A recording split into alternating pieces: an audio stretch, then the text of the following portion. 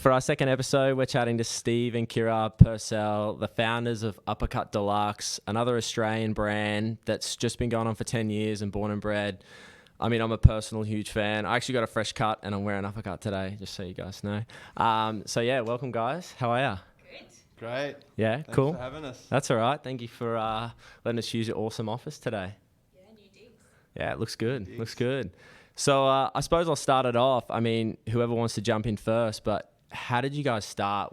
Tell me some of this story. I mean, it's from reading about it, it's phenomenal. So yeah, how did it all start? How did Uppercut come about? Where does it come from? It's a long journey, Uppercut. It's sort of, I suppose, well, it starts way back when I was at school. Yeah, awesome. Well, even probably younger than that. You know, like before school, I'd go to the barber with my granddad. Yeah. Because both parents were working, and you know, like they were pretty busy, and so the odd jobs like that could be done through the week, like my grandparents taking me to the barber shop, or you know, things like that. Really, I suppose, helped mould Kickstart me. where you're at today. today. Well, just try and it just helped me find something that I really enjoyed and passionate about. Yeah, but then at the same time, I didn't know back then that I was into it. It was just something I did with my granddad. Yeah.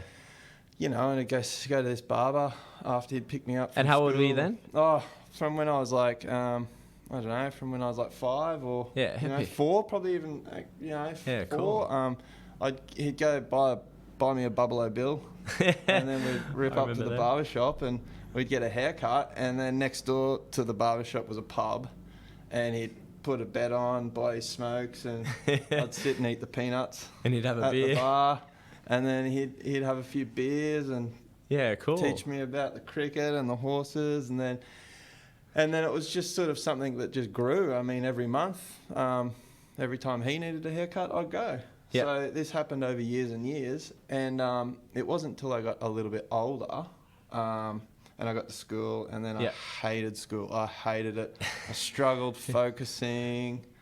We all did. I just really didn't like it. And then he paid people to do his homework. Yeah, it was just any opportunity to get out. And then I know the feeling. By the time this just got worse and worse, and I just didn't feel like I was clicking with the system. With the system, and I wasn't, you know, like I was struggling even to find even friends that, you know, like I just didn't even fit in with the school system. Not from an education thing to I just found it wasn't me, and every time I'd feel a little bit inspired to think, okay, I've got to get good grades to do well in life. Yeah. Which, you know, like now. Yeah, it's completely the opposite. It's about emotional intelligence, and it's about how you connect with people. Correct. And you can, and I mean that to me is way more important than an A or a B or a C. Who cares about that stuff? 100%. So I at the age of 14. Yep. Was getting my hair cut, and this was at a different barbershop, and I got offered. I was explaining to the barber that, you know, I wasn't really enjoying school, and I never really thought barbering would be for me. Yeah. And then they offered me an apprenticeship. Yeah. And I was 14. And at the time, most men went to hairdressing salons. Yep. Back. Well, there wasn't barbers around. Well, barbers were really rare to find in the 90s. Yep. And if it was the old dude on the corner being cut, you know, like almost retired. Yep. You know, ready to shut shop. Ready to shut the shop, grumpy old man. Yep. And they offered me an apprenticeship, and I was thinking, it actually really interests me. Yeah. Like I was like, wow, this is something that I would probably really be into. Yeah. And they said have the night to think about it, or the week to think about it. And I was 14. I was in year 9. Yeah. And when was it? It was in the late 90s. Yeah. And I was thinking, what am I doing? Like, this is something I really want to do, but I really am scared like with what everyone's going to say to me, and they're going to judge me, and they're going to be like, because men back then, you became a plumber or you become a chippy or you're like, you did a bloke's trade. I followed the chippy trade. Don't worry. And there's nothing wrong with that. Like, but it just didn't really interest me. Yeah.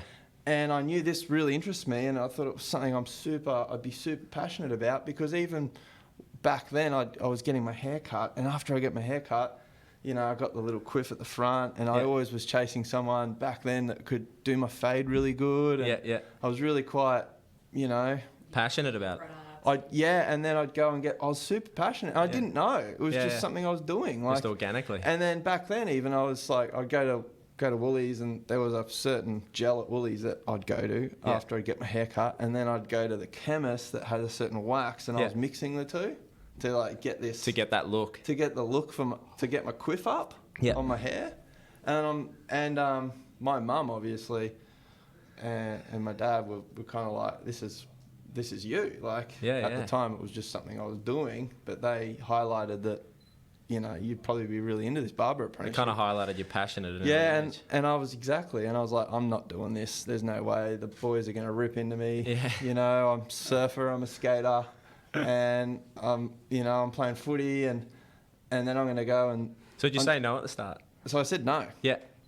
And then a couple of days went on, and it just highlighted the fact that I just wasn't happy at school. I think you had an assignment due, so that was like the nail in the coffin. Yeah, I've got to get out. I had an assignment due, and it wasn't done. Yeah, and it was hard, and I didn't want to start it. What assignment was it? And no one to pay to do it. God, it was something hectic. Was it maths? Something like that. And then I was like, all right, and I rang Mum up, and I went home and I spoke to Mum, and I took the job. Yeah. And my heart was in my mouth, and I'm like, no one's going to get this. I'm going to get totally just ripped apart. Yeah. And I did. I got hammered. Oh well. All the boys were tripping, and they're like, can you come roll my perms or give me a purple rinse? Or like, and everyone's going, this is like, what are you doing? You know, and it just wasn't the manly man thing to do, you know. And how long till they asked you for a cut? And then, well, that was the funny thing, right? So everyone was ripping into me, and it brought me to, like, it was pretty upsetting. Like, I was pretty heavy, like, because I was like, well, I'm at school, and I'm not happy here, and I know that I'm wasting my time. Yeah. And I just enjoyed working, and I enjoyed earning money. Yeah. You know, I loved finishing school, and then I'd go work at my dad's butcher shop. Yeah. As a cleanup boy, and you know, I loved, you know, just the whole, I can earn money and go spend it on whatever I want. Yeah. And it gave me freedom, like, and I was like, and I felt like it gave me options, you know. Yeah. Like, and then, you know, like, I'd save up for a surfboard, or I could get, you know, the skateboard I wanted. Yeah. And I just really enjoyed. And your friends probably didn't get that at the time. Yeah, and I just valued that, you know. And then at work, I felt more valued. Like, so I realised at a young age, I was just going to have to be a worker. Yeah. Like, that's me. Like, I'm not going to, you know, have one of these high-flying, like, you know, smart corporate jobs, and that was what I believed back in the day, because that's what the system taught you. But at least you followed your passion, which is the main thing. And that's right. And the system, you know, and then I think that's when it all started to click, because after about my second year barbering, and there was times where I wanted to quit because I was, you know, getting teased, and it was all fun. It was fun, but with the boys, sometimes it hurt. Like, you're like, oh man, like, shut up already. And then after about the second year, the boys were coming in to get haircuts, because I'd do it for free. It was like, I'd give them a free haircut. They're my friends, you know? Yeah. And then more came, and then it got to the point where I think I was like 16, and all my mates are still at school. And I think, you know, by the end of the night, I think I was doing, like, every night in my mum and dad's garage, like in the pool room. You know, I was doing like 5 haircuts a night. Like, really? Yeah, after I'd finished my job through the day. And then after about the third year, I'll get $5 a haircut or something, and then still had a little side hustle going. And then I got sick of it after a while. I was like, "Can you just come to my job, my work, and I'll do it there?" And they didn't because they didn't want to pay full retail. Yeah, exactly. And then, well, they didn't want to come to that environment either. Yeah, they did. They weren't used to that it, was the thing. They liked that setup at home with the pool room setup. Totally. Yeah. So in the we had my dad had like a bar and all these football memorabilia, and it was the boys would come around and then we'd play pool and we'd talk and it was just a safe environment, and they loved that environment. Yeah. And then I realised, like, this is what men want. Like, this is what they want to come to a safe zone. The mate's garage feel. Yeah.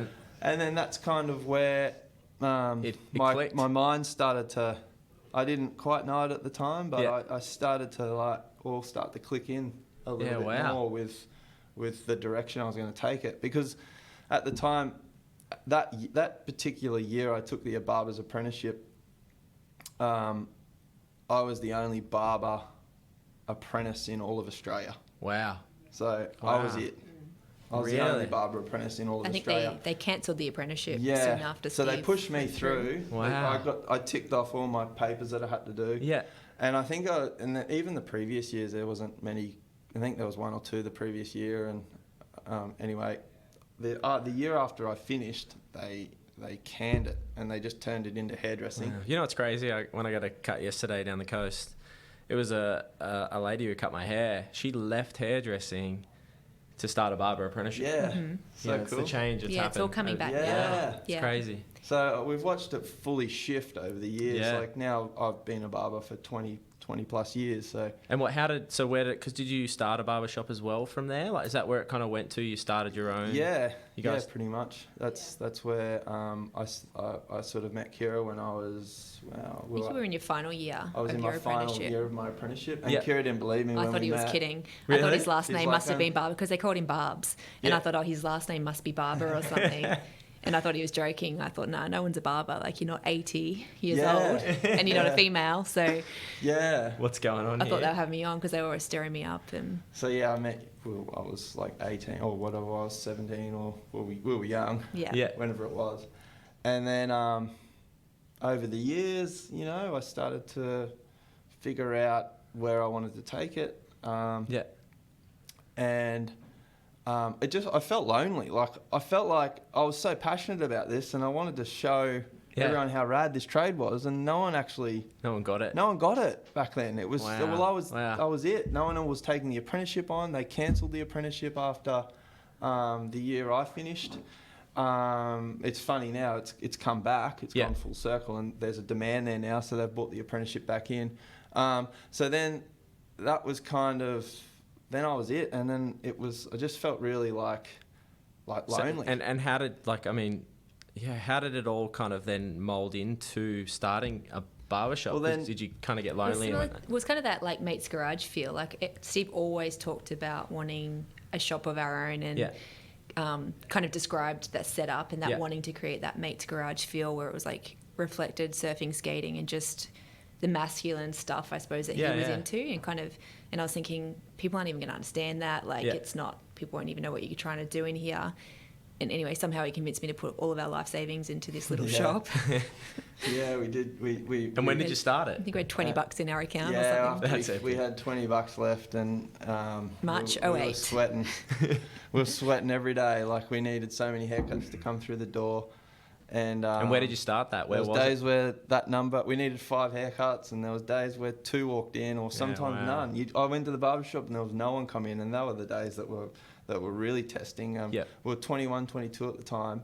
Wow. And I just felt really lonely. I was like, what am I doing? I've risked it all. Like, we had, there was sleepless nights back then, and then slowly but surely. And how did you get it out there to grow it? Well, I started. Come back a little bit. My good friend Lukey,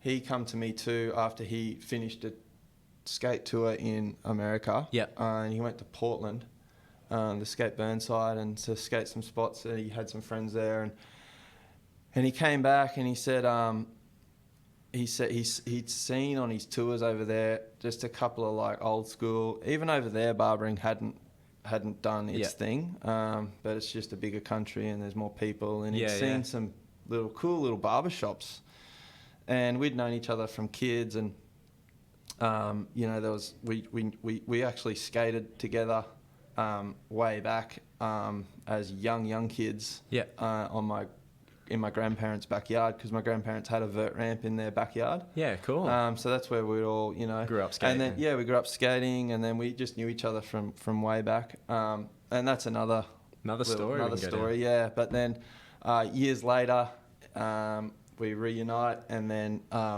he knew that I'd become a barber, and he was super interested because it was something he saw on tour in America. And he was sick of doing it. He was a graphic designer before as well. Yeah. And he didn't want to do that full time. But and his passion was graphic design. But he knew that, you know, like he just wanted to really have a crack at this whole barber thing. So he did an apprenticeship as well? So then we went out, we hit the road. Well, there was no apprenticeship anymore. Yeah, there was no apprenticeship anymore. So we hit the road. And we found him, this old guy. Yeah. This older guy, he was a legend. He was looking to retire. Yeah. And he couldn't believe a kid come to his door, Lukey at the time. And one, you know, I was a barber, and then two, my mate Lukey wanted to become a barber. Like, no one came to the door looking for a barber apprenticeship all those years ago. Like, he was tripping out, and he's like, you know what, before I retire, I'd love to train you. So he trained Lukey on the side. Yeah. I think it started as a part-time thing while because Lukey, you know, still had another job, and then that became a full-time thing, and then really focused, and Luke picked it up really quite quickly over, you know, still, when I say quickly, you know, it was still years and years of trying to, it doesn't happen overnight, learning to cut hair. And then he took the job with Tony, and then Tony retired, and then I suppose there was two of us then. Well, that actually ended up being the shop that we bought. Yeah. Oh, okay, so makes sense. The shop that Lukey did his apprenticeship in, or his training in, we ended up buying that shop off this old guy Tony. Yeah. And transforming that into Bare Bones. Yeah, and that's what still is Bare Bones. Yeah. I mean, it started with one chair, then it was two, and then you know, we started. I was 22, Luke was a little bit older, and then the rest was history. We put the barbershop together, and I think for the first 6 months it was pretty touch and go. It was like, we'd even talked about one of us going and getting a job elsewhere. To help fund it. Yeah.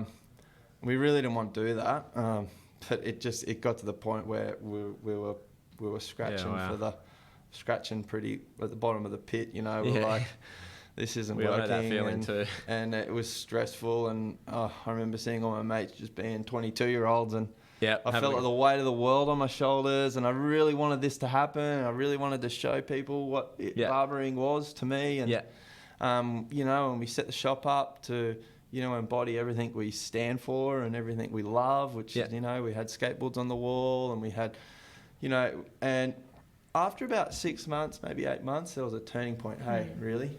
Yeah, I mean, looking back, it feels like a shorter period of time than probably what it actually was. But I remember we were literally doing like flyer drops or whatever kind of marketing to get it out there. Yeah, just like I mean, there wasn't social media back then. You had to do the old school marketing.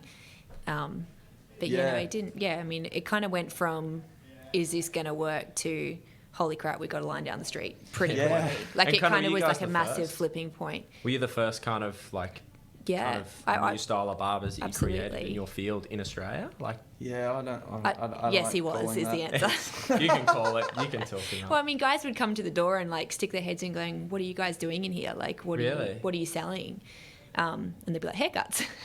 So dudes were tripping. They're like, "Are you guys doing tattoos in here, or what are you selling boards, or we're doing haircuts in there?" And some of the guys back then were like, "But you guys are blokes, like." Like, you any good? And these guys were like going to the local. They're getting haircuts with their wife. You know, the wife was getting the colour while he would get the haircut, and it was just. I remember doing that. Yeah. And you had no choice. And that's what I wanted to save blokes from. Yeah. And then they found us, and then And then this is back before social media. It was back. I mean, the phone back then was the phone on the wall. Yeah. Steve still had it's a Nokia. No, that's what he had. Yeah. Actually, he's only he probably updated your phone 2 years ago. Yeah, I mean, we didn't. It was purely word of mouth. There was no Instagram or Facebook or any of that stuff that barbers have now. It was super organic. And you built your community. Yeah, it was. It was a community-minded barbershop, and we were for the blue-collar folk, you know? Yeah, everyone was welcome. There was no, we judged nobody. It was, you want a haircut and you want to have, a good chat, then come in. And it turned pretty quickly. It went from twiddling our fingers to pretty much... I need a holiday. Oh, big time. Well, and also how are we managing the demand? And how do we find staff? Because there wasn't any barbers around. We couldn't really train them because none of our guys wanted to go and do the perms and all that, which they had to do now because of the apprenticeship change. So these guys were like, how did you manage that? We'd love to come help you. I want to be a barber. After they saw the shop open, and then we were like, we'd love you to become a barber and cut with us. Like, let's do this. This would be fun. And then we're starting to try and figure out, because the barbershop apprenticeship had been canned, and then they had to if they really wanted to do it, and this is what really tested some of them, then they had to go to a salon and work in a salon for 3 to 4 years to get a ticket. Really? Or do a few segments of the course at least in a salon. So then they have to learn colour and perms and all that stuff that they didn't want to know. They just wanted to learn the fundamentals of men's hairdressing. It was definitely entertaining, sending some of them off for perm. Yeah, which is totally. I hope you got some photos of the early days. Yeah, I got some classic old photos. And then, so the demand for everyone wanting to come to get a haircut, there was some. It got to the point after about a year or two. It was just the two of us, and then... And you were running the front of house? No, I was still working. Yeah, I did do the back end stuff, but it wasn't that complicated back then because it was just the two of them, and we didn't have a lot of stock or anything. It was a pretty simple model to run. Yeah. But no, I was paying all of our bills. I had to keep my job and keep hustling. Yeah, Kiera was the... Behind the scenes. If I didn't pay our bills, then... Because barbershop was still burning holes in our pockets. Yeah. Kiera had to work for us to survive. Yeah. And then pretty much, there was a real turning point there about a year in, say, give or take. And I remember rocking up with Lukey one morning, and there was a line out the door waiting for us to open, and we're like, whoa, what's going on here? How funny is this? We're laughing. We're like, surely they're not here for us. And then the next day there was a bit of a line, and then it got to the point. I think there was one morning we rocked up to the barbershop, and that we counted 22 blokes waiting for a cut at 8 o'clock in the morning. And there was two of us. I think I remember Lukey saying, the bike shop must be having a promotion. Because there was a bike shop next door to us. Yeah. And I couldn't believe it. And then all of a sudden we went from twiddling our thumbs to, wow, dudes are getting it. You're closing at 4, but the last cut had to be at 1, the lineup's that long. And then we're like, how are we going to... Now we've got to figure out how to cut all these guys' hair. Yeah. And then all of a sudden our stress shifted to we're super dead and we're not paying our bills to, okay, now we got the bit of money coming in, but how are we going to keep everyone happy? Yeah. Because dudes were getting really angry because there was 3-hour waits for haircuts and dudes were waiting. And sometimes we just wanted lunch. We'd go all day. Without eating? I think I went years and years without ever eating lunch. The rule was I had massive breakfast because I wasn't eating until I was getting back home, which is 6:30, 7 at night. I knew dinner was on the table. Yeah, dinner ready to go. Dinner had to be on the table. 2 big meals a day, and that's so hungry. Yeah, by the time I got mental. home, he was so hangry. Yeah, I was hangry. and then that sort of chapter was over, and then we're into a new chapter of our lives where we're like, how are we going to keep up? Yeah. And to be honest, it really burnt us out. Because we wanted to please everybody. Yeah. And then there came a shift where we're like, we just can't please everybody. Yeah. We can't physically please. And what then did you do? How are we going to stay on top of this? Because we've got to look after ourselves. I think after about 2 years, we were really burnt out. Yeah. We didn't take appointments. It was just a walk-in shop. And we were tired. There was days where we were doing 40 plus haircuts a day, and it just got too much. And that's when the wheels started to fall off. As far as there was no work-life balance. There was none of that. It was just everyone wants a haircut. How do we get them in? Because we want to keep them happy. They were our friends. Like, that's how we viewed it. And we didn't want to let anyone down. Yeah, you'd build a culture and a community. Exactly. And it was an experience going into your shop. Yeah, and that was another learning, curve for us. And I suppose that's where around that same time, probably more so like a year in, we thought it'd be a great idea to start another business. Yeah. And did the guys that were doing the cuts at the hairdressers start finishing and you could hire them? Well, by then, my mate Jeremy, who's still at Barebones, he then came across it about the 8 month mark or something. He did his apprenticeship at the same place where Steve was trained. Yeah, so he took my spot where I was trained. Yeah. We went to the same school together. So he come and helped us out. And that was a massive help. That was like, wow, that was a godsend. I was like, wow, like, how good's this? We've got help now. We're going to maybe have some lunch. But we didn't. We never did. You just had more people come. Yeah, pretty much. And Jeremy brought his people to come get cuts. Yeah. So we got busier. Yeah, exactly. So we had the three of us. And then we were like, we needed 4, we needed 5 barbers. And then it just kept growing.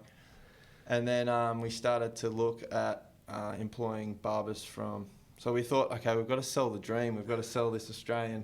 Yeah. This is the land of home and away. Yeah. This so home and away neighbours. We started to look at barbers from overseas. Yeah. And we found a few barbers because the culture was a bit more set, sort of more in that the England and so we found a lot of guys wanting to travel to a lot Australia. of backpacker barbers. Yeah. And they helped find. They helped us sort of find our way. Yeah. And then, I suppose after about 3 or 4 years, we found a few more, and then we kind of we're getting on top of it a bit more. And at the same time, that's when more around the 1 year, 2 year mark. Is that right, Kiera? For Uppercut? Yeah, we started Uppercut. Yeah, it was a year in. So Uppercut so that's when you started another business. Yeah, right in the thick of it. But I think that was another frustration. So we had the staff frustration that was difficult in the early years, but then also the products that were on the market here at the time was pretty much like the big box metrosexual ones or nothing. So we were kind of importing bits and pieces from America, brands that Luke had seen in his travels and, some of the cooler, like more independent brands. So we were importing those, which was expensive, and like we'd be out of stock for like 2-3 months and then get a refill. Like it just was clunky and good product, but just wasn't working to kind of import sporadically like we were. So and because Steve had always kind of been mixing and matching, like he always had his little cocktails. He's making, because we'd be out of stock. That we really liked, and it was built for cooler climates. This wax, and it was just melting out, and it was of a lot of guys' hair because obviously Australia it's hot. And I was mixing it with another product, and it was sort of setting a bit better. Yeah. And then I thought, well, that's when we thought, well, how hard can this be? And it turns out super bloody hard. Yeah. Well, and Luke's so creative too. Yeah. So he's like the second that Steve kind of planted the seed about shouldn't we like look at how hard it would be to make our own products. Like Luke had already pretty much put the whole brand concept together. Wow. And done so he designed the logo. Yeah, because he's so he's just absolutely amazing with that sort of thing. You give him a seed of an idea and he creates it into something incredible. It was pretty cool. So I guess we that's had how Uppercut was founded, because there was a need in the market. Yeah, and we found this local chemist who was willing to do like a really small batch run for us. So we didn't have to go in too deep with like minimum orders or anything. Yeah. They're actually still the same lab that we work with today. So they've been able to kind of grow with us, which has been awesome. But I guess we sort of said, well, how hard isn't it? Just kind of, I don't really remember all the single steps that went into those early days. It's kind of a blur. Yeah, it always is. But it starts to come along as you think about it. I think Steve kind of was playing with products. Lukey had created like the brand identity, and my background was sales and marketing. So I guess between the three of us, like we just found ourselves with this product. It was a nice trifecta, and it would just happen so organically. Yeah. I mean, I'm thinking right back to even when I was a kid. If I feel like a lot of things have worked super organically, and it's just clicked in. I think it just followed what my passions were, and just listened to, I suppose, the internal compass, you know, and if something feels good and it feels right, then do it. And if the doors kept opening for it. If the door's open, then if the door's closed, then that's a no, you know. And the doors just kept opening, I suppose. And there was a few times where we were trying to force the door open because we wanted it to open. Yeah. But looking back, it was probably not the right thing to do, or the right time. Not the right time, or you know. And I suppose with starting Bare Bones back when there was a real need in the market, and there was a shift in what men were wanting. And honestly, I think looking back now, if someone was to start the same thing now, it wouldn't work. I think even if we started the same thing again, doing absolutely. the same steps that we did back then, it was just the right time, the right people, the right place. We didn't have like this built out business plan or a strategy. Like it just felt natural and organic. It was a passion. Yeah. And because Uppercut grew, I remember seeing it. It just went everywhere. I mean, every single barbershop had it. How did it grow so quickly? Like, once you created the product and you started making some tins, did it just people calling you, or did you jump on the road? These boys sent me out on the road with a tin of pomade and an A4 piece of paper that I had typed out some form of a catalogue. Yeah. Looking back, I'm like, I could remember kill them. those feelings. I could kill them. Yeah, I always tell our reps now, you can't complain about anything. I hit the pavement with a tin of pomade and an A4 piece of paper. Yeah, pretty much. Yeah, so you don't need no B2B. You just no digital. No, and I'd come from like a corporate sales company. Like I worked for like a multinational skincare company with like these amazing toolkits and different things. And I was like, I'm going to kill you guys. Like you're going to send me out here with no tools. Go and sell it. But yeah, and I guess like we didn't have business ready. We didn't really know there was a gap in the market. We just kind of, I thought the original goal, I think, was to get 10 accounts on board or something, you know, and there wasn't really that many barbershops. So, and we didn't want to sell it to salons because we thought we'd kind of created this thing that was deliberately different. So why would we go and sell the product back into that channel that we'd kind of tried to carve away from? So because of that mentality, we kind of went after more, like we thought, okay, well, where are our customers shopping? So kind of made that target to go for the accounts where our customers were shopping. Like, so more of like your lifestyle fashion stores, and I guess almost that little bit Surfskate Street in a way. But just like your lifestyle fashion stores. We had record stores, tattoo shops, like a couple of really cool, like a lot of it was like our customers' stores and businesses that they were had. coming to see you, then put it into their stores. They said, oh, this is sick, can I put it in my shop? And then as barbershops started like unfolding and opening, I guess they had the same need that we had for Bare Bones. Like they didn't want to really put in, those mainstream brands. So again, we were in the right place at the right time. We kind of went after that different channel. We kind of just tried to put it where our customers were shopping. Yeah, cool. And did it like switch where you didn't have time to work in the barbershop and all of a sudden Uppercut grew that quickly? But the problem was, it did. But the problem was, the only way a business grows is by funding it. Correct. And so, how quickly did it grow? How many stores? To put it this way, how many stockers did you grow to? How quickly? I think I set my initial goal for 10 stores, and I think we exceeded that to like 100 in that same time frame that I'd kind of set it for. Yeah. So it was pretty awesome. But like Steve said, it's a hungry beast. Like it costs money to do that. We didn't get any funding. We self-funded the whole thing. It was a hungry beast. So here we're thinking, we've just opened 100 doorways. Oh, wow, this is amazing. Like, which and the demand's growing. And the demand's growing. And then Kiera's like, but there's no money. Cut faster. We need to buy more stock. Cut harder. We need to buy more stock. We need to fund this thing. It's just picking up everything that, it's like a tornado. And it's just picking up everything in its path, and it's hungry. And we need to feed it. And there was momentum. And then I was thinking, but by this mark, it was like, we were so tired. And ironically, that was kind of my little mission, was like, okay, if I can build Uppercut up, it'll give the guys a bit more flexibility to kind of not need to be opposite for at the shop. And we created a second monster. And which is an amazing thing to do. Because it's everyone's goal and dream to do that. No complaints at all. Not complaining at all. But it's like when it happens, it's still very you still got to figure it out. And when we're still like 22 years old at this point. Like, we're young, and we didn't really have any kind of corporate backgrounds. Obviously I dropped out. I'm a high school dropout. There's no schooling. What's a spreadsheet? Didn't know any of that stuff.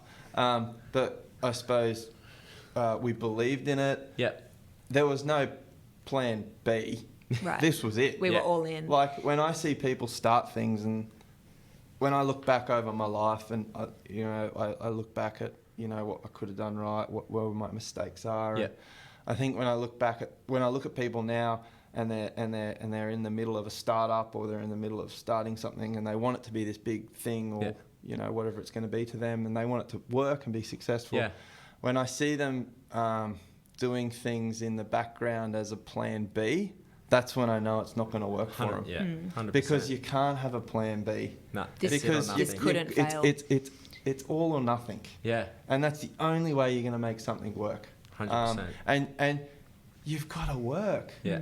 Dreams don't work unless you do, Yeah, exactly right. And right. You've got to be willing to pay the ultimate price. And for us, it come at some hefty prices. Like it wasn't easy. It come at a cost as far as like work-life balance. There was no life. Well, especially it's hard having partners and working together and growing a beast. Yeah. The whole dynamic. Totally. And I still had my full-time job for a as long well. time. So like a lot of this was being done after hours, early mornings. Then I go to work. Yeah. To just pay our bills, and then then I rolled into like a part-time job, and that was kind of like the transition where I'd work full-time, part-time, and then finally Uppercut could afford at least a small wage for me, just so I could commit to that full-time. Yeah. And the hard part was back then we could just afford Kiera's small wage, and by that time everyone's thinking they're starting to see Uppercut everywhere, and they're thinking you're like killing it. Yeah. Yeah. And it's like it's the total opposite. Like 100%. Like it's got momentum and it's awesome, and we can't believe it, and but at the same time it's like they just don't understand that something if something's to grow, it needs to be funded. It needs investment. And where did you guys go from there? Like, is this year 2 in, year 1 in? Like, where did it go from there to be able to kind of keep funding it and keep growing it to where it is today? Because it's another question I'll ask of how many doors you guys are in today, but we'll get to that question, because you guys are all around the world globally. So yeah, I couldn't even tell you, and that's an awesome answer. So I think I remember being at dinner one night, and we're at like the Mexican restaurant, and I got a phone call, and it was like a weird number, and I was like, I'm just going to get this because I don't know who this is, and it was this dude from Germany. Could hardly speak any English, and he's basically, long story short, he's basically saying, I want to buy Uppercut. And I was like, yeah, let's do it. I don't know how I'm going to get product to you, but we'll figure it out. I'll Google it. So I think that was probably all happening around, I was probably full-time in Uppercut by that point. The boys were still at the shop full-time funding everything. Yeah. And then the kind of transition was Lukey came into the garage because that was our office. Yeah, we couldn't afford shipping from the garage. premises. Townhouse garage, yeah. Literally. The same thing for my mum's. We actually both bought townhouses in the same complex, so we could share the garages and like float stock. We had the office set up in one garage and the stock literally in every single room in our house. We had product boxes everywhere. The couriers, please, man, would come and we were friends with him and his mum by the end of it. It was awesome. But yeah, that was kind of all happening around year 2 and 3, and we were starting to get that momentum. And I think it was probably that year 4 or 5 that we realised, okay, if we're going to sustain this and I guess be able to grow it internationally and start to service some of these international type of orders, we're going to need either definitely a bigger space or some investment or some business intel of some sort. Yeah. Like we were literally still on, I think, MyOb and Excel sheets for doing all my reports. Like we just needed a complete infrastructure or warehouse, and you didn't have time to set that up. Or the cash flow because it was growing so fast. Time or knowledge on how to set it up. It's like it was, my background was sales, so I knew how to run a sales organisation and marketing. But as far as like operational side of things, I was a bit. I just had no idea. And these guys are both creatives, and there was just 3 of us. Like we didn't really have that kind of person in our team. Yeah, you guys were grinding.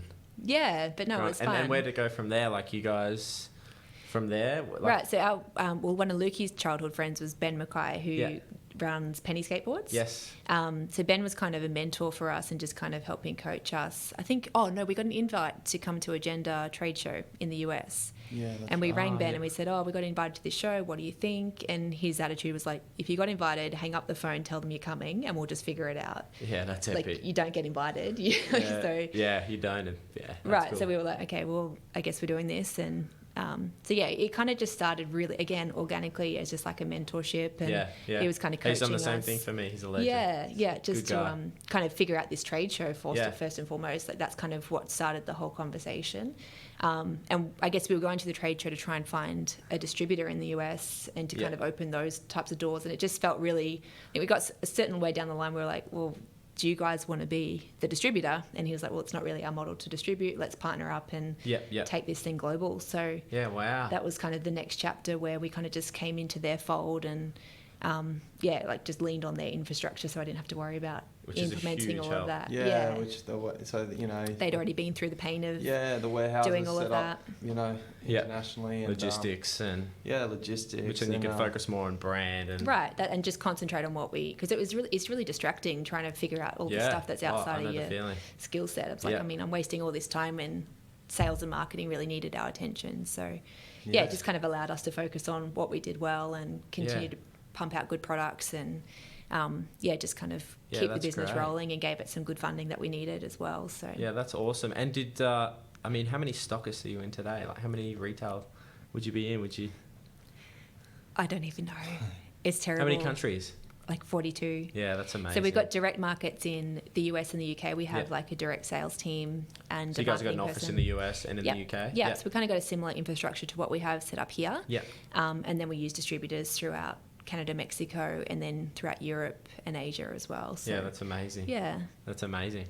And I suppose, such an inspiring story. But what's a day-to-day look like for you guys now at the office? Well, I stepped out. We've got 2 little boys, so I stepped out for a couple of years to have the kids. So I've been back in a full-time role for probably 18 months now.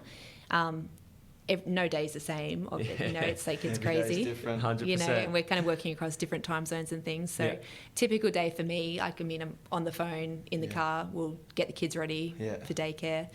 It's cyclone still circus act. Yeah. How old are the kids? 2 and 4. Yeah, wow. Okay. I got a 10-month-old, so there you go. You know all about it. I'm in that journey. Yeah, it's crazy. So get the kids ready, jump in the car, usually call the US when I'm in the car, and on and off with them until about lunchtime.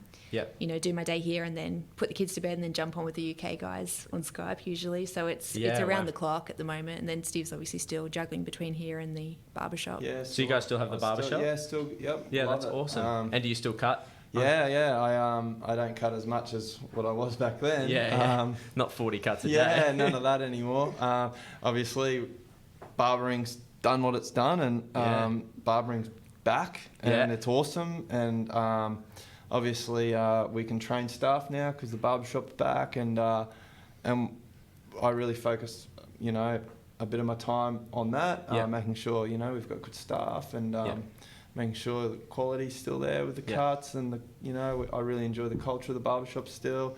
And then in the mornings down here, we'll work on the marketing, and we'll do all that in between some surf checks. Yeah, you can't forget them. We really lean on Steve definitely for product in the here. Creative side of the business. Yeah, so it's still awesome that he has the barbershop because it's still our testing ground. It's my testing ground. 100%. Absolutely. Yeah. So I'm working on a product at the moment. And if we nail it, it's going to be a game changer. I'm really pumped about it. I've got the same feelings I had all those years ago with the Deluxe. And the matte pomade. The matte pomade was another. I use really the Deluxe. So. There you go. I'm yeah. the Deluxe guy. I even got the mini tints. I've got the same feeling on these ones. On this new one if we can get it. I know that it's going to pop, and I'm excited. What the hairstyles. How far off is it? 6 months. Yeah. Yep. 6 months. And if I can nail this, I've got a meeting with them tomorrow actually, and I'm just hoping that we're that one step closer. That's cool. So that keeps my Days busy. Well, I'm pretty pumped up about that sort of stuff, and I don't think I'll ever change. It's just that's who cool. I am, and that's what drives me, and I'm a bit of a geek like that.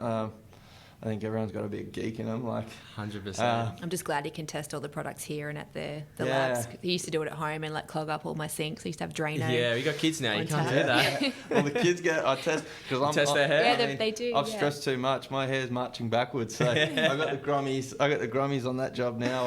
That's great. I make sure that they test the products for me. So that's pretty much our day. Kiera was just saying the other day.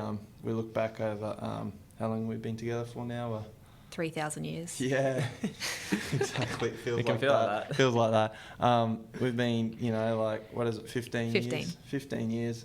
And we look back every year over those 15 years has been big milestones. And there's been some tough times and there's been some great times. Yeah, yeah. And I suppose...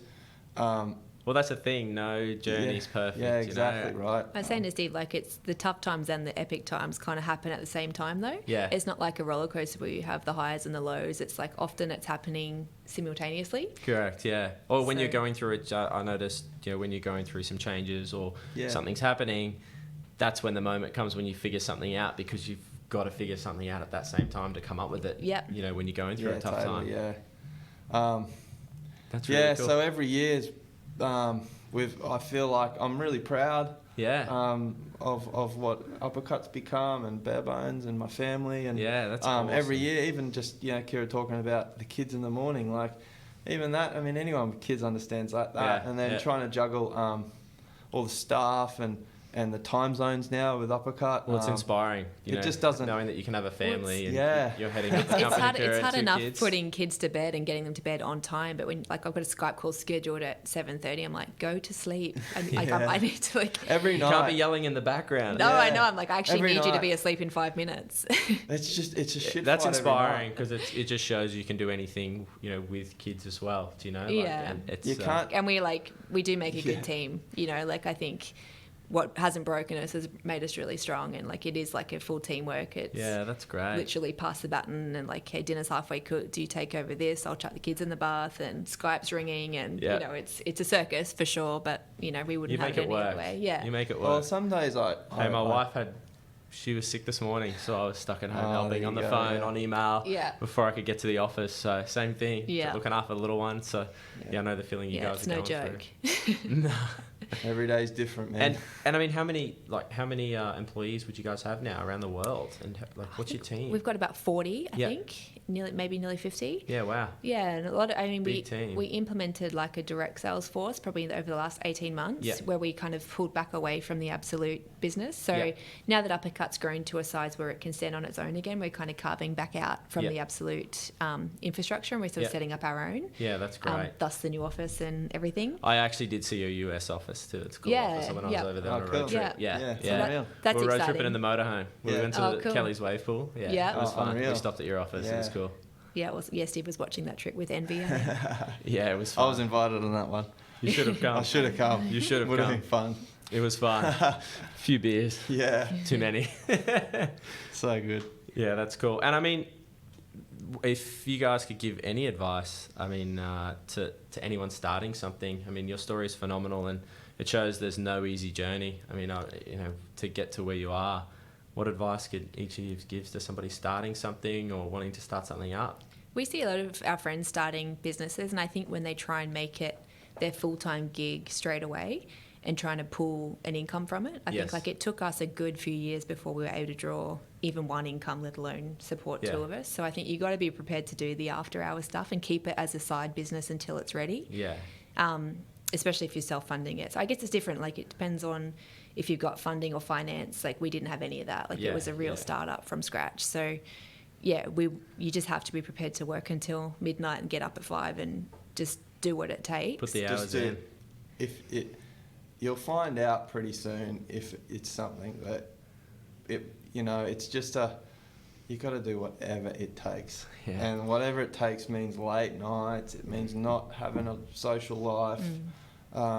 You got to want it bad You enough. got to want it. Yeah. Yeah, you got to want it. And if you don't want it, don't start it. Don't waste your time. Or money. Because if we look back and kind of calculate what we spent in those early days, like, or what we could have been drawing out of bare bones as profit, and we've obviously reinvested all of that. I think if we'd had a business plan and a strategy, I don't know if we would have started it, because we would have looked at how much cash we were in for, and that we could have bought a house, you know, like, you know, so and when you start realizing that, when you're in the thick of it, you don't realize it, but then after a few years and you look back, you go, we actually need this to work, because we've put not only our time and our emotion into this, but we've put everything we've ever earned. We've folded everything back in. And that's when the shift happens. That's where it's like, that's when you're like, this is a bit of fun. This is kind of stressful. Like, what are we doing we absolutely need this to work, because you got no choice. We got no choice. Like, if this doesn't work, we've just tipped all this money overboard, and we're never going to see it back. And there's that constant trying to chase your tail feeling, and there's all the emotions that come with that, and there's insecurities, and there's self-doubt. I doubt myself every single day still. I think the biggest struggle is everyone looks at you when they see the brand and at the size it is, or any sort of success, you know. They think you're perfect. And you're like, I'm not. I'm working really hard. I'm not gonna give up. But I'm insecure just like you, man. And there's things that I'm scared of too. And hey, just like today's chat, we were all nervous. Exactly. I think one thing, I mean, I've admired about Steve too, though, like, you've always stuck with that internal compass. Like, he doesn't have the academic book smarts to kind of explain to someone why an idea is what it is, or why he thinks something won't work, or why he thinks something will work. But he just kind of uses that internal compass, and he's usually right, especially when it comes to product and Uppercut. Like, it's all instinct for this brand. Like, you know, I don't know if we could do it for a different brand or another business. It's just like, this is so much who we are. You know, it's such a passion. But we can't put it on paper. You know, it's like, I don't know why it works, but it does. It works. But it's hard to explain that too. It is. I can't explain it. I just Well, thanks. You've just got a gift. You've got a gift. I think it's everything I am. Uppercut. You see skateboarding affiliated with Uppercut because that's what I love. You see surfing because that's what I love. It's my DNA. Everything in Uppercut is my DNA, from the product to the marketing to the look of it. I would never put something. It's organic. It's organic. I'd never put something story. on. I suppose, and that's what I owe it to Uppercut and I owe it to my customers to keep this real. And this is blue collar brand, and it will stay blue collar. And that at the time, 10 years ago, 15 years ago, didn't exist. The only hair product brand was like male models, you know, with their shirts off in the shower. Like, I'm like, this is not me. This is not my customer. And I just need to stay true to who we are as a brand. And if it doesn't feel right, if it doesn't fit, no, it can't happen. I think that's huge advice, staying true as well to who you are, and looking at, you know, what you stand for, and being real and organic about it. Don't fake and it. For me, because I was in a sales role, like, I had so much faith and trust in both Luke and Steve. Like, Luke with the brand identity and like direction, and Steve with the product. Like, I really believed that if these guys had an idea and said that this was something that they wanted to do, that it was going to work and it was right. So yeah, that's cool. What a rad story. Thanks, man. Thanks heaps for your time. I really appreciate it. Hey. No, thank you. Thanks for listening. High five at that one. That was sick. Brother. Thank you.